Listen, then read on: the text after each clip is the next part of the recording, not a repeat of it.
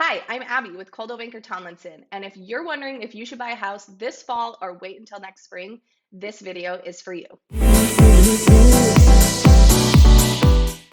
Hi, thanks for tuning in. I have just been getting a lot of buyers asking me, should I just wait until the spring to buy or should I buy this fall? And so, because I have so many people asking me, I just thought I would address them all because maybe you also have this question. Maybe you're on the fence about buying this fall or waiting until the spring. And so I pulled together a bunch of data for you and made some market predictions so that you can best make the decision for yourself. So I'm going to go through some numbers. And then at the end of this, I am also going to have some market indicators from two industry professionals. I really want to do this on like a big whiteboard for you, but I don't have a whiteboard anymore. So I'm going to be doing it on a PowerPoint screen.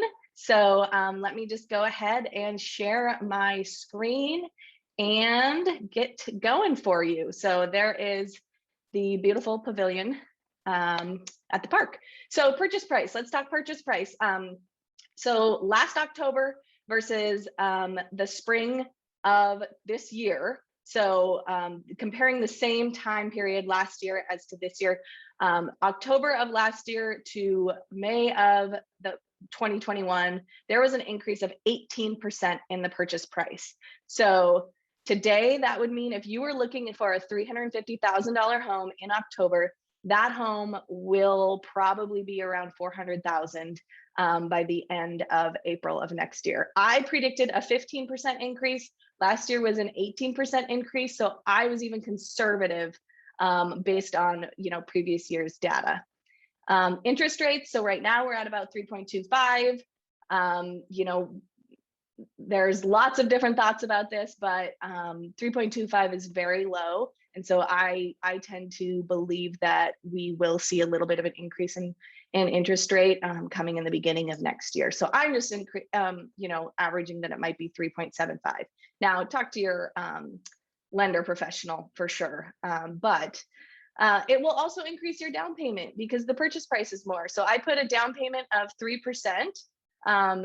Today, that would be $10,500 that you would need for a down payment.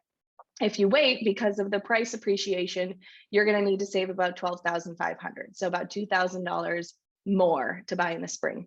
What's that going to do to your monthly payment? These are estimates.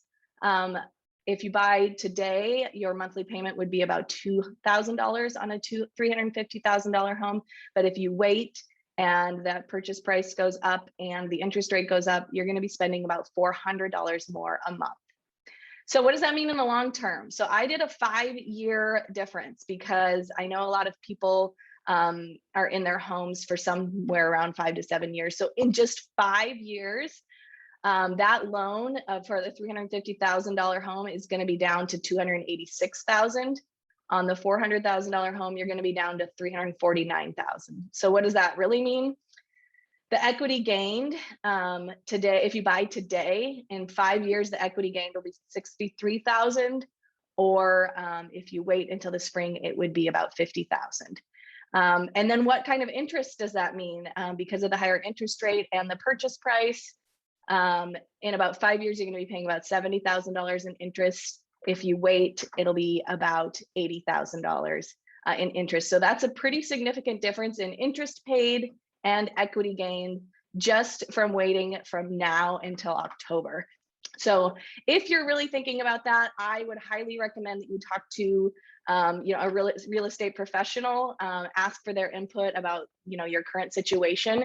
But in the spring, there are more buyers, and typically there are more listings, but the pace is a lot quicker, and so you're going to run into more bidding wars and more competition. And so I think that if you are looking to buy in the next 12 months, right now is your time. We are seeing an increase in days on market. We are seeing some price reductions. And so I think right now is the time to buy if you are a buyer in the next 12 months. So two other points I want to make. Ryan Gorman, the president and CEO of Coldwell Banker, last week shared some market insights for us. He said that the market is going to continue to remain strong. International buyers are going to be coming back to the United States, which will really help with our market. Global saving rates are at all-time highs, and investment in the US real estate market still is seen as a valuable asset. And home ownership is the biggest driver of wealth in the United States. Tom Ferry, another industry professional, says that we are going to see 2 to 3 more years of this market, of this continued appreciation. So if you're thinking, I'm just going to wait till things settle down, you're going to be looking out a couple years.